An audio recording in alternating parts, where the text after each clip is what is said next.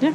Okay, so we picked up some already marinated chicken breast over at Prime Cut Meats, and sealed them up. We're gonna sous vide these. These are boneless chicken breast, marinated by them. What was the marinade? Garlic pepper. Garlic pepper. So they smelled really good once we took them out of the paper package and put them in here. We're about to sous vide these. We're gonna go 145 degrees for 2 hours. Okay, I'm going to try to make some asparagus risotto in my Instapot pressure cooker today. I'm going to start with putting a little bit of olive oil in the bottom of the pan. It is on saute mode on high for the first step of this recipe. And the next thing you do is you just put the tips of the asparagus in, and you cook those on the saute mode for about 3 minutes. I'm just stirring my tips here just to make sure they're gonna get nice and tender while they're sauteing in a little bit of olive oil. Okay, so I have sauteed the tips on saute, and now I'm gonna put them back in a bowl. As you can see, I did some prep work before I started cooking this recipe. I cut the tips off the asparagus. I also cut the asparagus into some slices and chopped up a half of a large onion. So what I'm going to do now is I'm going to put the pot back in the Instapot cooker.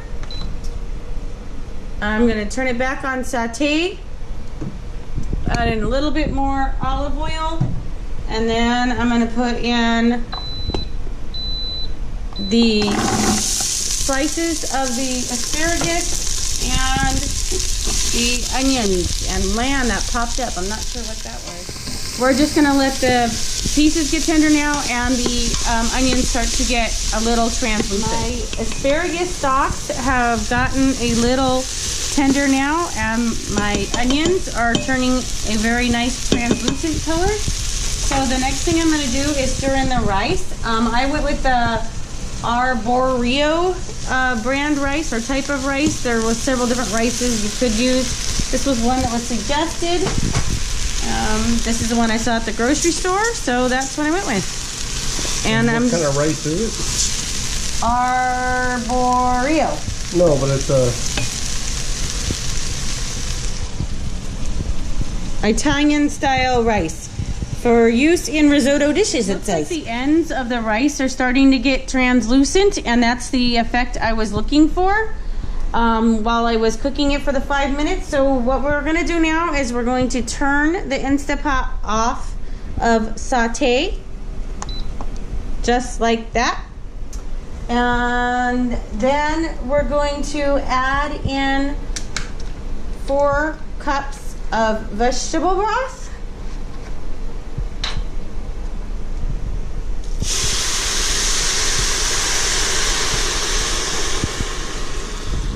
And this container here is 4 cups, see, 32 ounces.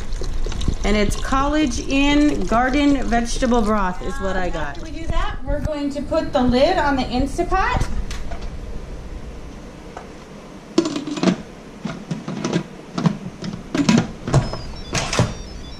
Yay. And then we're going to go ahead and make sure it's on sealing the knob, and it is right there, right in the middle, as I want it to be on sealing, because we're going to be using the pressure cooker. We're going to hit manual, and I'm going to adjust the time down because it only has to cook for 5 minutes, and we're going to let that start.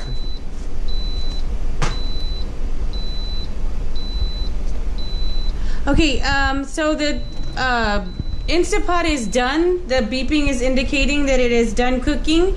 Now, when we say it takes 5 minutes to cook, it actually takes about 10 minutes to build up the pressure before the timer even starts.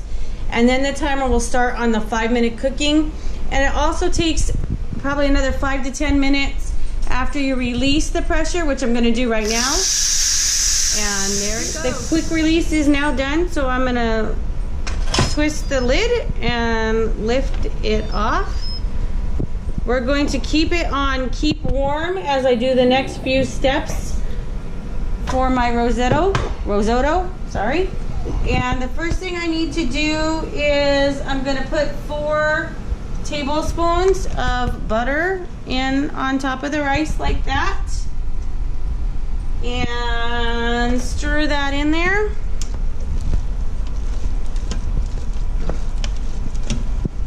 Feels like nice and tender. Good. All right, so we got that stirred in. You know, I always like a nice risotto. Then, oh, sorry, anesthesia. I'm gonna put the tops to the asparagus back inside the rice and cover the pot, but I'm not gonna lock it. I'm just gonna set the lid on it and we're gonna let that steam for about 5 minutes. You are live. Right, so it's been about 5 minutes that the lid's been on but not locked, so we're just gonna lift the lid up. Oops, sorry, anesthesia again. And then I'm going to add a half cup of shredded, it's a mixture, it's by Kraft. I got shredded Parmesan, Romano, and Asiago cheeses.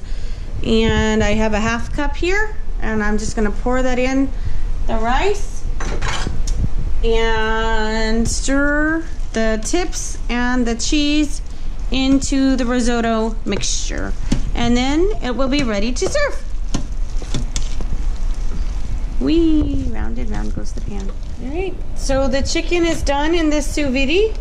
We're gonna take our bag out. We did 145 for 2 hours. That is one chicken breast right there, if you can believe it. Thing is huge.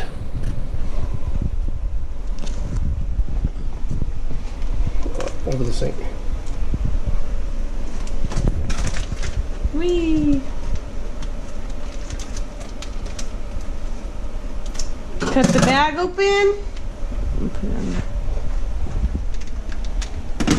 There's lots of juice in here. I don't want to Just pull the chicken out.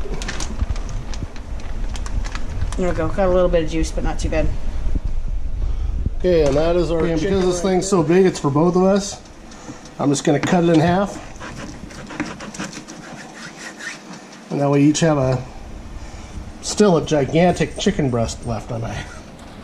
Okay, he is patting the chicken dry with some paper towels.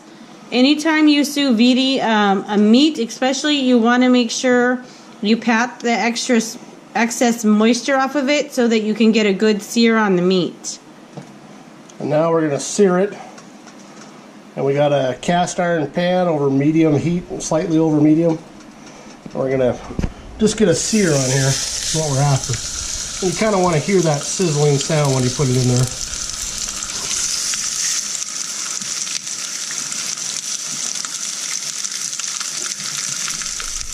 And as you can see, we sous vide our chicken breast there, and we have a nice sear on it. We did that in the cast iron skillet, and I'm going to go ahead and plate up some risotto here to go with it.